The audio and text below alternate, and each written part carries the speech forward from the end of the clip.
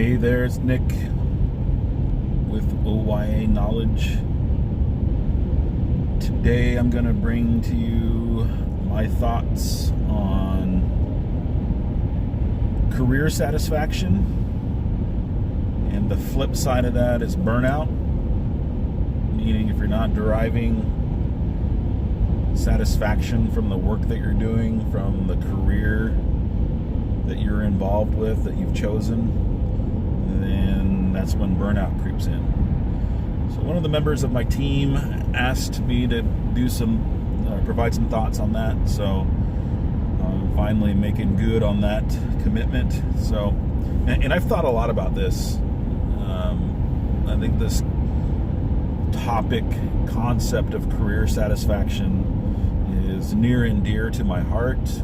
There's quite a bit about it written in the literature, in the professional literature. Part of my training along the way is in career counseling and understanding how vocation and education and job selection and career all become part of a person's identity and psyche, especially in our nation here, the United States and Western culture. What you do becomes synonymous with who you are.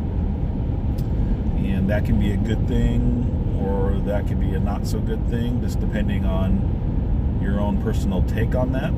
But what you do and who you are, oftentimes when people talk about them, mean the same thing, or they're implying the same thing. Now, I would definitely say who you are as a person is separate and distinct from what you do with your work. I don't think that they are exactly the same thing or they're synonymous, but I'll save the philosophical discussion on that for a different time, because we're going to talk about career satisfaction and how to prevent burnout. So I'm going to give probably a different spin or different take on it than what you traditionally hear. So let's start with what you traditionally hear. You traditionally hear that being overworked, being stressed out at work, working too much, being a workaholic. Your job is your job, and if it's stressful, then you got to find ways to de-stress or to take care of yourself, self-care, and then you come across all kinds of suggestions, techniques, interventions, hacks, if you will, to help you manage your stress, reduce your stress, eliminate your stress. The stress field in the United States, in terms of a business, is probably $1 billion business, meaning that there's enough people paying for programs and supplements and gym memberships and extra visits to a medical professional, massage therapy, chiropractic care. There's probably I'm sure it's $1 billion industry helping people manage stress in their life. So, and all of those things are good, right? I mean, obviously, not obviously, but if you don't know, I definitely preach diet, sleep, and exercise. I think that if you are taking pills to help you feel better about yourself, to help you focus more, to help you sleep better, if you're taking blood pressure, if you're taking pills for those things, then I'm going to suggest that you look at your own personal diet, sleep, and exercise. I think that is where everybody should start, and I think that it's easier to take a pill. But what we know about pills, doesn't matter what kind of pill it is and what kind of a need the pill is supporting, it'll eventually lose its effectiveness. That's just what the numbers show.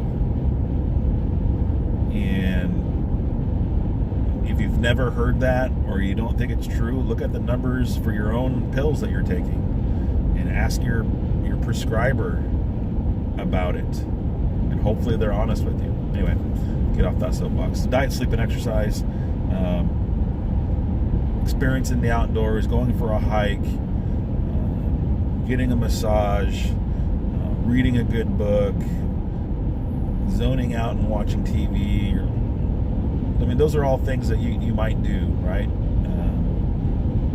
In order to reduce stress, eliminate stress, blow off steam, work out, go to the gym. Those are all good things to do.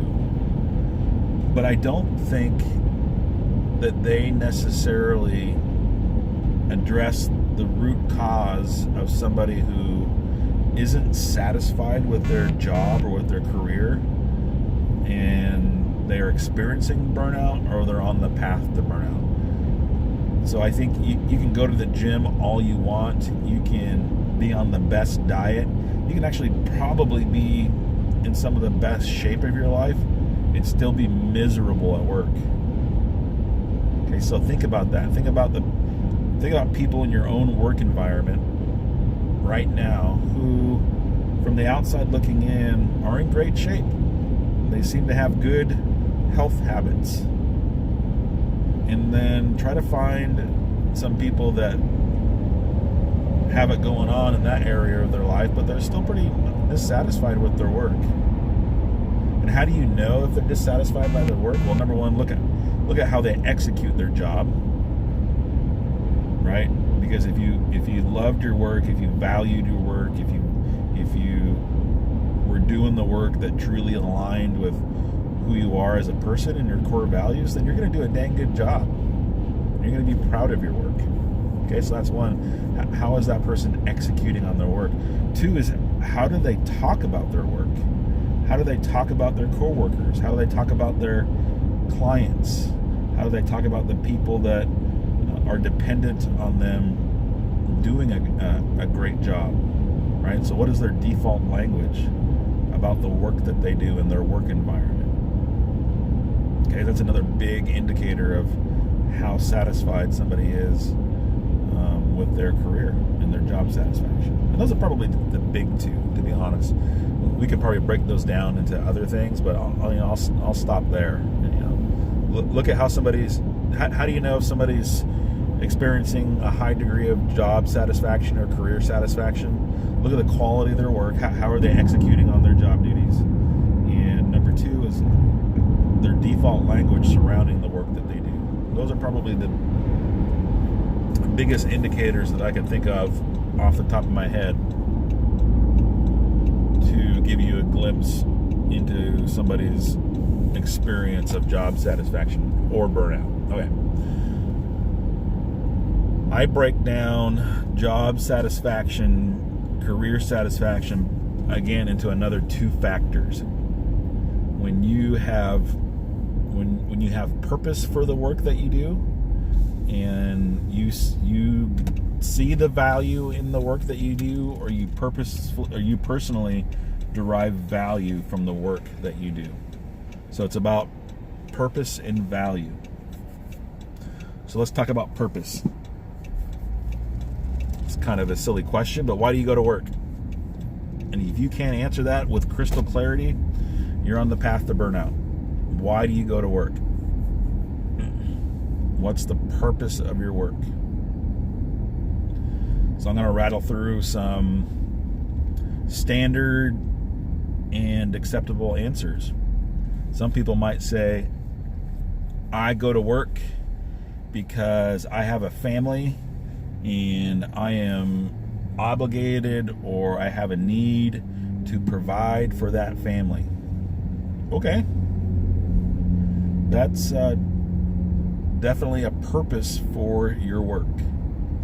So I go to work, put my 40 hours a week in, I work overtime, and the reason why I do that is that I have people that depend on my income so that they can have their basic needs met. That is a very standard, very acceptable answer to what's the purpose of your work. Okay? Now you can have that kind of purpose and do a job or be in a career that maybe isn't your dream job, maybe isn't your dream career. There's a lot of people that wind up taking a job not knowing what it is, or not being sure if it's what they want to do for the rest of their working years. And 5 years goes by, 10 years go by, 15 years go by, 20 years go by, 30 years go by, and it started out just being a summer job. That happens. And so you can still have great purpose for your work, even if it's just to provide for your needs and your family's basic needs, right? And so therefore, you're going to you're going to take care of that job because it's providing for a vital need, right? Everybody has a need to generate income to support themselves and other people. Okay, that's more than okay. Maybe the purpose for your work is because it meets the childcare needs that you have. Okay, that's another big factor. Right? Maybe you can work, shift work. You work a morning shift or a swing shift, or you work a modified schedule, so that way you can be more present and support your family. That's an important factor as well, right? So understanding the purpose for your work. Maybe you have extended family that you need to help support. Okay? And then value. So value is you understand your product, and you understand how your product is making a difference, and you have varying degrees of appreciation for that product. And every job has a product. And in my belief, every job is sales too. It's a great book by Daniel Pink called To Sell is to Be Human. Great book, phenomenal book.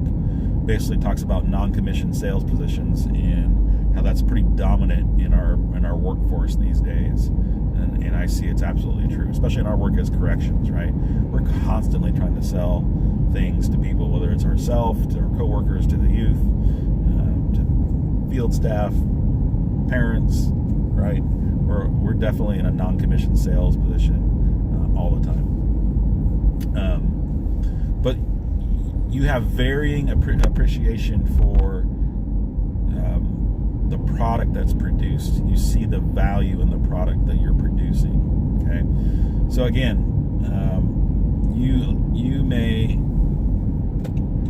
be producing a product that really has nothing to do with your personal interests or things that you personally value. Like, say for example, you work in. Now, I have a friend that took a job in a smaller company, and they test aeronautical parts, right? So that's their whole gig.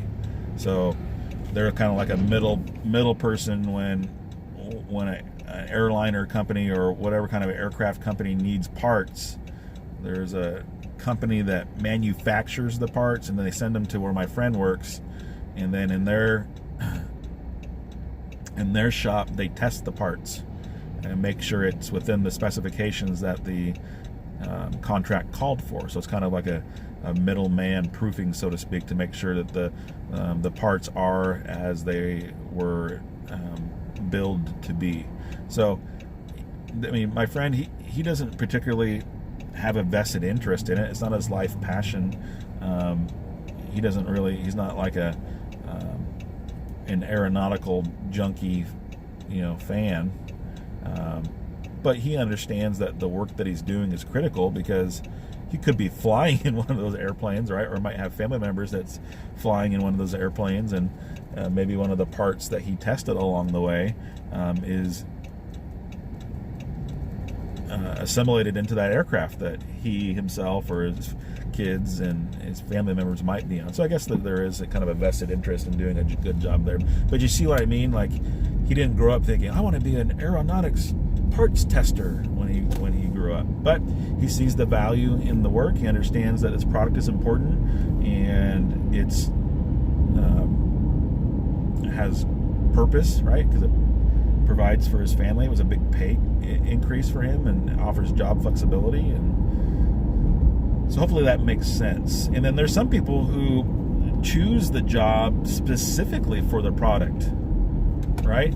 And they don't necessarily care how much they get paid because they believe in the product so much and they believe in the impact that the product is having that pay almost becomes secondary for them, or they're willing to maybe take less pay or accept the pay for what it is because they believe in the product so much, right? And that's oftentimes the scenario in the work that we do when you choose to work with people. I mean, working with people in the social field doesn't, obviously pay a ton.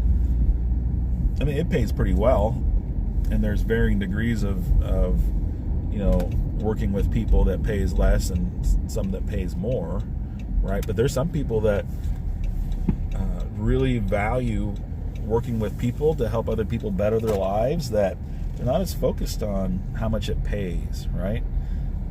As long as it pays enough so that they can, derive clarity on the purpose for their work, right? So purpose and value. So I'm going to submit that when you have lost sight or focus of the purpose and value for the work that you do, that's ultimately where burnout comes in and creeps in and takes root. Okay? That's my stance on that. So hopefully that makes some sense. I'll do a part 2 on this because I know I only spent about not even 20 minutes, but I'll come back to that. So how do you prevent burnout? Get super clear on the purpose for your work and the value that you have for the product that you're being asked to produce. Get really clear on that. And if you do some reflecting on that, and it's the purpose isn't there for you, and you don't believe in the product, then you probably need to find a different line of work, because you're going to spend 80,000 hours in your career. That's a lot of investment. Your time on this earth is short, and you've got to really be locked in that 80,000 hours. Make sure you're doing something that you definitely meets the purpose standard and the value standard for who you are and what you want your life to be all about. All right.